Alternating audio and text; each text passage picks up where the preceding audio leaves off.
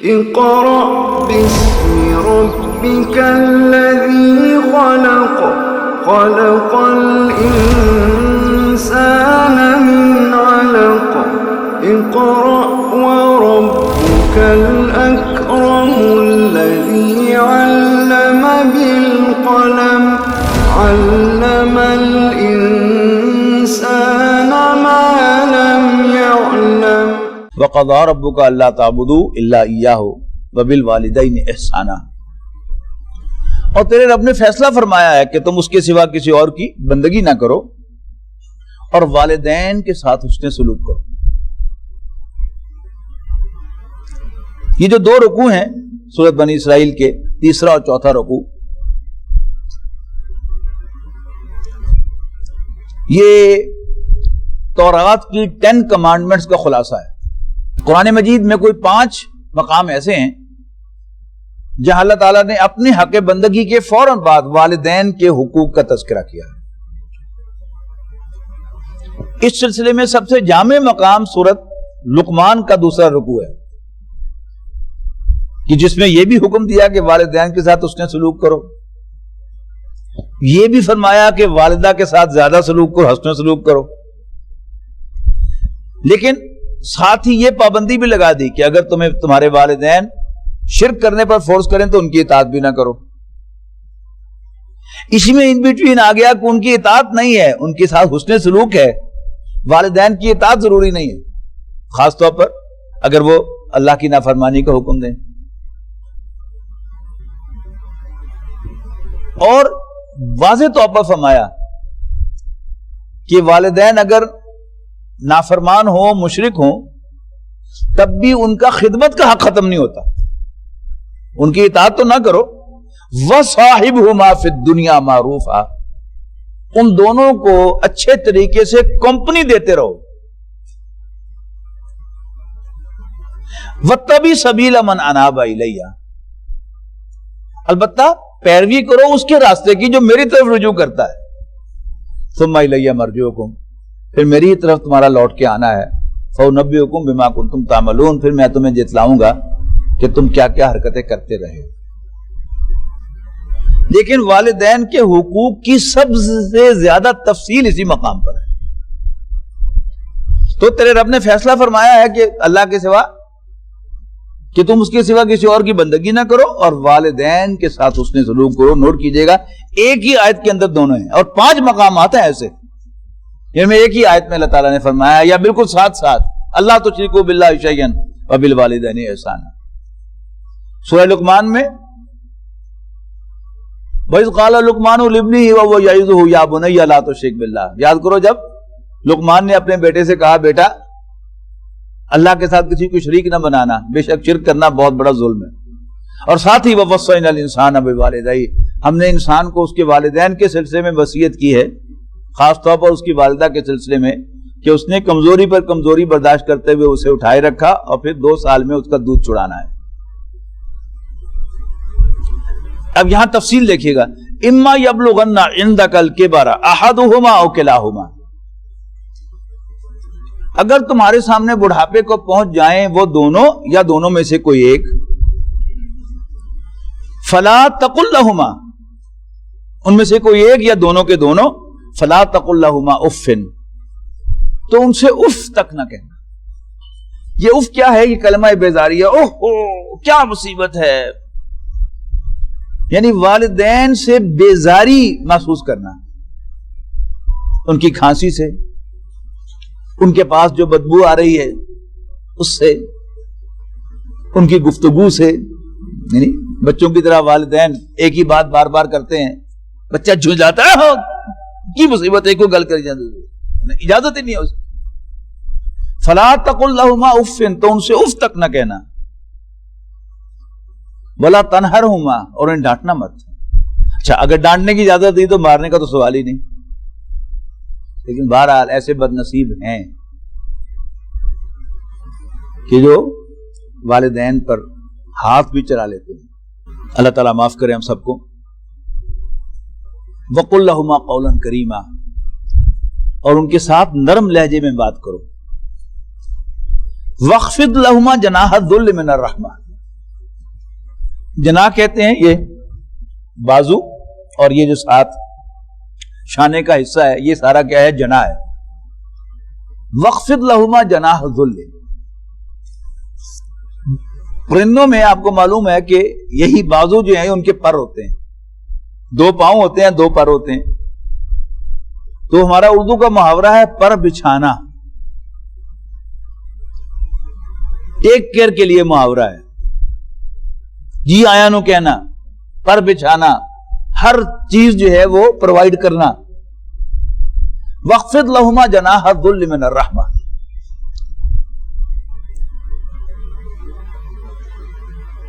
جھکائے رکھو ان کے سامنے اپنے بازو، اپنے کندھے عاجزی کے ساتھ. وَقُلْ رَبِّ ارْحَمْهُمَا كَمَا رَبَّيَانِي صَغِيرًا. اور کہتے رہو کہ ربا ان دونوں پر رحم فرما جیسے انہوں نے مجھے پالا تھا جب میں چھوٹا تھا. ربا یربی تربیتاً کے معنی گروم کرنا، پرورش کرنا، بڑھانا. ربا کا مادہ بھی یہی ہے، اس میں بھی بڑھوتری ہوتی ہے. کما ربا یعنی جیسے مجھے انہوں نے پروان چڑھایا تھا صغیرہ جب میں چھوٹا تھا. بڑا عجیب معاملہ ہے کہ والدین اپنے بچے کی ہر اعتبار سے ٹیک کیئر کرتے ہیں، اور بچے کو کھانسی آتی ہے تو والدین کی جان ساتھ ہی نکل جاتی ہے، اللہ خیر کر، اللہ خیر کر. لیکن جب والدین بوڑھے ہو جاتے ہیں اور وہ کھانستے ہیں اور چھینکتے ہیں اور خراٹے لیتے ہیں تو بچے کو بڑا ناگوار گزرتا ہے. یہ اللہ تعالیٰ نے ایک عجیب امتحان رکھا ہوا ہے ہمارا. اچھا، پھر یہ ہے کہ بوڑھے والدین بیمار ہو جاتے ہیں اور وہ بد پرہیزی کرتے ہیں. اب ایک نیک بچہ جو ہے اس کے لیے یہ بڑی امبیرسنگ کنڈیشن ہوتی ہے کہ بوڑھے والدین سے کوئی چیز جو بد پرہیزی والی ہو ان کے ہاتھ سے چھین لے یا اس کو لاک کرے. لاک نہیں کرتا تو رات کو اٹھ کر چپکے سے فریج میں سے نکال کے کھا پی لیتے ہیں میٹھی چیزیں، جبکہ شوگر کی ہوتی ہے ان کو. کئی مریض آ کر شکایت کرتے ہیں کہ ڈاکٹر صاحب کیا کیا جائے، گھر میں کوئی میٹھی چیز بچوں کے لیے بنائی جاتی ہے، ڈاکٹر صاحب نے بڑا سختی سے پرہیز کا ہوا ہوتا ہے، یہ چپکے سے اٹھ کے کھا لیتی ہیں، ہم کیا کریں. تب کہیں ان کو سختی کرنی ہی پڑ جائے ان کے بینیفٹ میں تو ڈرتے ڈرتے کرنی چاہیے، اور اللہ تعالیٰ سے دعا کرنی چاہیے کہ رب ارحمہما کما ربیانی صغیرا. اس پر کہا جا رہا ہے ربکم عالم بما فی نفوسکم، جو کچھ تمہارے دلوں میں ہے تمہارا رب خوب جانتا ہے.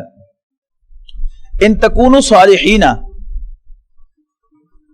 اگر تم صالح رہو گے، صالح بنو گے، فإنہ کان للأوابین غفورا، تو بے شک اللہ تعالیٰ توبہ کرنے والوں کے لیے بڑا غفور ہے، بخشنے والا ہے. والدین سے بات آگے چل رہی ہے. قرابت دار، رشتے دار کون ہوتے ہیں؟ والدین ہی سے بات آگے چلتی ہے نا.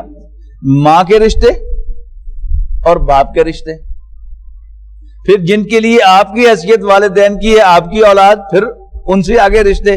تو بنیادی رشتے جو ہیں وہی ہیں اولاد اور والدین کے رشتے.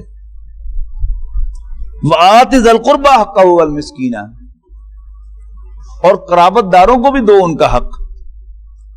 والمسکین، اور مسکین کو، وابن السبیل، اور مسافر کو. ولا تبذر تبذیرا، اور اللے تللے نہ کرو. والدین کے حقوق ہیں، لیکن جو رشتہ دار ہیں ان کا مین حق کیا ہے کہ جو بھی تم اللہ کے راستے میں خرچ کرتے ہو، انسانی ہمدردی وہیں سے شروع ہونی چاہیے. ایسا نہیں ہے کہ قریب میں رشتہ داروں میں غربا موجود ہوں اور ہم اپنے جو فنڈز ہیں وہ دور دور جا کے بانٹیں. اس لیے کہ جب انسان دور جا کے دیتا ہے تو اس کی بڑی آؤ بھگت ہوتی ہے، اور جب اپنے رشتہ داروں میں گھر کے اندر ہی بانٹتا ہے تو کسی کو پتہ بھی نہیں چلتا، نمبر 1. اور دوسرا، پاسٹ میں بھی ان کے ساتھ کوئی گریوینسز ہوتی ہیں کہ فلاں موقع پر انہوں نے یہ کیا تھا، فلاں موقع پر انہوں نے یہ کیا تھا. ابھی کل پرسوں ہی کی بات ہے ایک صاحب کا ٹیلی فون آیا کہ میری بڑی بہن جنہوں نے مجھے روٹیاں بھی پکا کے کھلائی ہیں اور میری گندگیاں بھی صاف کی ہیں، وہ تنگ دست ہیں، بیمار ہیں، تو میں انہیں اپنے گھر میں لے آیا ہوں. اللہ نے مجھے وسائل دیے ہیں، بڑا گھر ہے میرے پاس، لیکن میری بیوی جو ہے مجھ سے ناراض ہے کہ انہوں نے یہ کیا تھا ہمارے ساتھ. اگر تو کرنا ہے ان کے لیے تو پھر تو اور بات ہے، لیکن اگر کرنا ہے اللہ کے لیے تو پھر اللہ پہلا حق انہیں کا قرار دیتا ہے. آپ کو ان سے جو بھی شکایات ہوں ہوا کریں، لیکن تمہارے مال پر پہلا حق جو ہے وہ قرابت داروں ہی کا ہے. تو وَآتِ ذَا الْقُرْبَىٰ حَقَّهُ وَالْمِسْكِينَ وَابْنَ السَّبِيلِ وَلَا تُبَذِّرْ تَبْذِيرًا. اللہ تللے کرنا. یہ ساری کی ساری کہانی یہ سرپلس کی کہانی ہے. اگر آپ تنگ دست ہیں اور آپ کو اپنے اور اپنے بال بچوں کو کھلانے کے لیے بہت ہی لمیٹڈ ریسورسز ہیں آپ کے پاس، تو پھر کسی اور کو کھلانے کا سوال ہی بہت کم ہے. اچھا، اب اگر آپ کے پاس اللہ نے کچھ فالتو دیا ہے، آپ صاحب حیثیت ہیں، تو اللہ تعالیٰ کیا کہتا ہے کہ اس کو اب اپنے رشتہ داروں میں اور مسکینوں میں اور مسافروں میں بانٹو، یتیموں میں. اگر انسان یہ نہیں کرے گا تو جو مال بینک میں پڑا ہے وہ اپنا اظہار چاہے گا، اور جب موقع ملے گا اس کے اظہار کا تو پھر انسان اس کا بھرپور اظہار کرے گا. دل میں آئے گا کہ بس پورے شہر کو یاد رہے کہ ہاں وہ فلاں سیٹھ صاحب کی جو شادی ہوئی تھی وہ اس نے ایسی شادی نہیں دیکھی. اس کے لیے وہ پیسہ جلائے گا، دریا کی طرح بہائے گا، اور اس کو آبزرو کرنے والے کون ہوں گے، دیکھنے والے کون ہوں گے؟ وہ تنگ دست ہوں گے جن کے گھروں میں بیٹیاں بیٹھی ہیں، ان کے ہاتھ پیلے کرنے کے لیے انہیں منیمم بھی اویلیبل نہیں ہے. لیکن یہاں جانوروں کو ڈال کر بھی جانور بھی پورے کے پورے رج جائیں گے، اور پھر بھی وہ مال گلے سڑے گا، وہ کھانا اور یہ سب کچھ. جو کمکمے لگا رہے ہوں گے، جو سٹیج سجا رہے ہوں گے، ان کو کوئی خوشی نہیں ہو رہی ہوگی اس سے. ان کے دل جل رہے ہوں گے، ان کے اندر انتقام کی آگ بھڑک رہی ہوگی کہ میرا بس چلے کہ تم میں ان کا پیٹ چاک کر کے نکال لوں. اس پر آگے جا کے دیکھیے، فرمایا بلا تبذر تبذیرا، اور بے جا خرچ نہ کرو، اللہ تللے نہ کرو. ان المبذرین کانوا اخوان الشیاطین، یقیناً اللہ تللے کرنے والے، بے جا خرچ کرنے والے شیطانوں کے بھائی. شیطانوں کے بھائی کا کیا مطلب؟ ہم پڑھ کے آئے ہیں سورہ مائدہ میں، جہاں شراب اور جوئے کے بارے میں فرمایا گیا تھا کہ انما یرید الشیطان ان یوقع بینکم العداوۃ والبغضاء فی الخمر والمیسر. یقیناً شیطان چاہتا ہے کہ شراب اور جوئے کے ذریعے سے تمہارے درمیان دشمنی اور عداوت پیدا کر. شراب پیو گے، اپنے آپ کی ہوش نہیں رہے گی، کسی کو پتھر مارو گے، کسی کو جان سے مار دو گے، دنگا فساد کرو گے، تو کیا ہوگا؟ دوستیاں ہوں گی، پھر دشمنیاں پیدا ہوں گی. اسی طرح ایک شخص ہے کہ جو آپ کے لیے کچھ کام کرتا ہے تو پھر ویج لے کے جاتا ہے، آپ سے ریکمپنسیٹ کرتے ہیں آپ اس کو. لیکن ایک جواری جو ہے وہ بائی چانس آپ سے لے جاتا ہے، اس پر آپ کو غصہ آتا ہے، اور پھر لڑائی ہوتی ہے، فائرنگ ہوتی ہے، اس سے دشمنیاں وجود میں آتی ہیں. تو ان المبذرین کانوا اخوان الشیاطین، وہی فنکشن جو ہے وہ مبذرین مال کو بے جا خرچ کر کے ادا کرتے ہیں. تو یقیناً بے جا خرچ کرنے والے شیطانوں کے بھائی ہیں. وَكَانَ الشَّيْطَانُ لِرَبِّهِ كَفُورًا، جبکہ شیطان اپنے رب کا ناشکرا ہے. اِمَّا تُعْرِضَنَّ عَنْهُمُ ابْتِغَاءَ رَحْمَةٍ مِّن رَّبِّكَ تَرْجُوهَا، اور اگر تم کبھی اس پوزیشن میں نہ ہو کہ تنگ دستوں کی مدد کر سکو، اور تنگ دست تمہارے پاس آ جائیں اسی امید کے ساتھ کہ ہر سال آپ میری مدد کیا کرتے ہیں تو اس سال بھی کریں گے، اور وہ آپ سے مانگ بیٹھیں اور آپ پیمپر لوز کریں، میرا اپنا پیڑا ہے تو میرے کو مگنا سے آ گیا. میں آج کل آپ مندے سے گزر رہا ہوں اور تم مانگنے کے لیے آ گئے منہ اٹھا کے. تم غریبوں کو شرم ہی کوئی نہیں. کیا کیا باتیں جو ہے وہ انسان جو ہے وہ کرتا ہے اس پر، اس کو کہا جا رہا ہے. اور یہ ہوتا ہے خاص طور پر کاروباری معاملات میں اپس اینڈ ڈاؤنز آتے رہتے ہیں. کبھی انسان کے پاس بہت کچھ ہوتا ہے اور کبھی وہ تنگ دست بھی ہوتا ہے لیکن نظر نہیں آ رہا ہوتا. اس کا ایک خاص سٹیٹس ہے جس کو وہ مینٹین کیے ہوئے ہوتا ہے. اچھے حالات میں بھی اس کے پاس گاڑی تھی اور برے حالات میں بھی اس کے پاس گاڑی ہوتی ہے. اچھے حالات میں بھی اس کے پاس اچھا گھر تھا اور برے حالات میں بھی اس کے پاس اچھا گھر ہوتا ہے. تو اگر ایسی کنڈیشن ہو تو پھر کیا کیا جائے؟ وَإِمَّا تُعْرِضَنَّ عَنْهُمُ ابْتِغَاءَ رَحْمَةٍ مِّن رَّبِّكَ تَرْجُوهَا،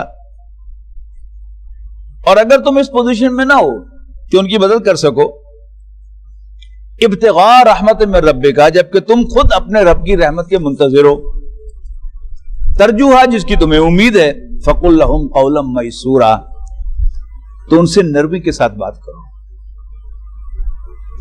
ولا تجعل یدک مغلولۃ الی عنقک، اس مال ہی کے تصرف کے سلسلے میں بڑی سنہری انسٹرکشن دی جا رہی ہے کہ نہ تو اپنے ہاتھ کو گردن کے ساتھ باندھ دو. یہ عربی زبان کا محاورہ ہے کنجوسی کے لیے کہ ہاتھ گردن کے ساتھ بندھا ہوا ہے اب جیب میں جاتا ہی نہیں.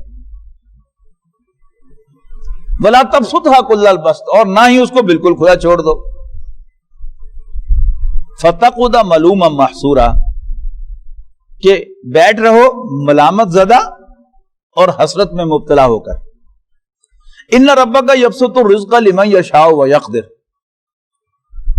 یقیناً تیرا رب جس کے لیے چاہتا ہے رزق کو کشادہ کرتا ہے، کھول دیتا ہے. وہ یقدر، اور جسے چاہتا ہے ناپ تول کے دیتا ہے، حساب کتاب سے دیتا ہے، یعنی تھوڑا دیتا ہے. اچھا، عام طور پر ہمارے ہاں ایک کہاوت کہی جاتی ہے کہ خدائی ونڈ انی ہوندی ہے. سنا ہو نا آپ نے؟ خدائی ونڈ انی ہوندی ہے، اس کی نفی کی جا رہی ہے. اللہ تعالیٰ اپنے فیصلے سے جس کے لیے چاہتا ہے رزق کشادہ کرتا ہے اور جس کے لیے چاہتا ہے ناپ توک کا دیتا ہے، لیکن اس لیے نہیں کہ وہ دیکھتا نہیں. انہ کان بعبادہ خبیرا بصیرا، یقیناً وہ اپنے بندوں سے پوری طرح خبردار بھی ہے اور انہیں دیکھ بھی رہا ہے. یعنی اصل میں جو ہائر تھیمز ہیں ان پر ہر زبان میں محاورے ہوتے ہیں. ہمارے یہاں ایک محاورہ ہے کہ اللہ گنجے کو ناخن نہیں دیتا. یعنی اگر میرے بڑے بڑے ناخن ہو تو میں اپنے سر میں کھجاؤں گا تو کیا کروں گا؟ اپنی کھوپڑی کھول لوں گا نا میں. تو اللہ تعالیٰ گنجے کو ناخن نہیں دیتا. اب وہ بات یہ ہے، وہ یہاں پر بٹوین دا لائنز ہے کہ انہ کان بعبادہ خبیرا بصیرا، یقیناً اللہ تعالیٰ اپنے بندوں سے خبردار بھی ہے اور ان کو دیکھ بھی رہا ہے. ولا تقتلوا اولادکم خشیۃ املاق، اور اپنی اولاد کو مفلسی کے ڈر سے، تنگ دستی کے ڈر سے قتل نہ کرو. نحن نرزقہم وایاکم، ہم ان کے بھی رازق ہیں اور خود تمہارے رازق بھی ہم ہیں. انسان دین کا کوئی کام نہیں کر سکتا اگر اسے اس بات پر یقین نہ ہو کہ رازق جو ہے وہ اللہ تعالیٰ ہے. میں اپنے بچوں کا رازق نہیں. اگر میں سمجھوں گا کہ میں اپنے بچوں کا رازق ہوں تو میں سوچوں گا اچھا اگر آج میں کلینک نہیں کھولتا، مہینہ کلینک نہیں کھولتا اور میری دکان نہیں کھلتی اور پھر ایسا نہیں ہوتا، میں مر گیا تو کیا ہوگا؟ لہذا ایک وشیس سرکل چلے گا کہ میں نے دین کے لیے گھر سے نکلنا میں نے اوائڈ کرنا ہے، میں نے حتی البس اپنی دکان بند نہیں کرنی، اور اسی طرح مجھے موت کا ڈر ہوگا لہذا میں اللہ کے راستے میں جہاد نہیں کر سکتا. اچھا اگر میں مر گیا تو پھر میرے بچے کہاں سے کھائیں گے؟ اگر میں پکڑا گیا، مجھے ایجنسیز پکڑ کے لے گئیں، اب دین کے لیے ایکٹیولی کام کریں گے تو یہ سب کچھ ہوگا کہ نہیں ہوگا؟ تو مجھے ایجنسی پکڑ کے لے گئیں تو پھر میرے بال بچوں کا کیا ہوگا؟ اگر یقین ہوگا میں کب اپنے بچوں کو کھلا رہا ہوں؟ رازق تو آج بھی میرے بچوں کا اللہ ہی ہے، صرف آج وہ میرے تھرو کھلا رہا ہے اور کل وہ مجھ سے بہتر بھی کھلا سکتا ہے کسی اور کے تھرو. تو پھر انسان دین کا کام کرنے کے لیے آزاد ہوگا، دین کے لیے محنت کرنے کے لیے آزاد ہوگا. تو یعنی ایک ایکسٹریم کیا ہے کہ مفلسی کے ڈر سے انسان اپنی اولاد کو قتل کرے، اور دوسرا کیا ہے کہ اولاد کی مجھے کیا فکر ہے، جو ان کا کھلانے والا ہے وہ ان کی فکر کرے، میں کیوں فکر کروں. وہ میں نے آپ کو پچھلی صورت کے اندر بھی وہ دیا تھا بائبل کا حوالہ. حضرت عیسیٰ علیہ السلام فرماتے ہیں کہ کیوں سوچتے ہوگے کل کیا کھاؤ گے؟ جنگل کی چڑیوں کو نہیں دیکھتے کہ وہ خالی پیٹ گھر سے نکلتی ہیں لیکن ان کا رب انہیں کھلا پلا کر واپس لاتا ہے. کیوں پریشان ہوتے ہو کل کیا پہنو گے؟ گھاس کی سوسن کو نہیں دیکھتے اللہ نے اس کو کتنا خوبصورت لباس پہنایا. تو اللہ تعالیٰ پر یقین. تو یہ دین کے جو بڑے بنیادی تصورات ہیں، تھیمز ہیں، ان میں سے ایک ہے ان قتلہم کان خطأ کبیرا، یقیناً اولاد کا قتل بہت بڑا گناہ ہے. ويشفي صدور قوم مؤمنين وشفاء لما في الصدور وإذا مرضت فهو يشفين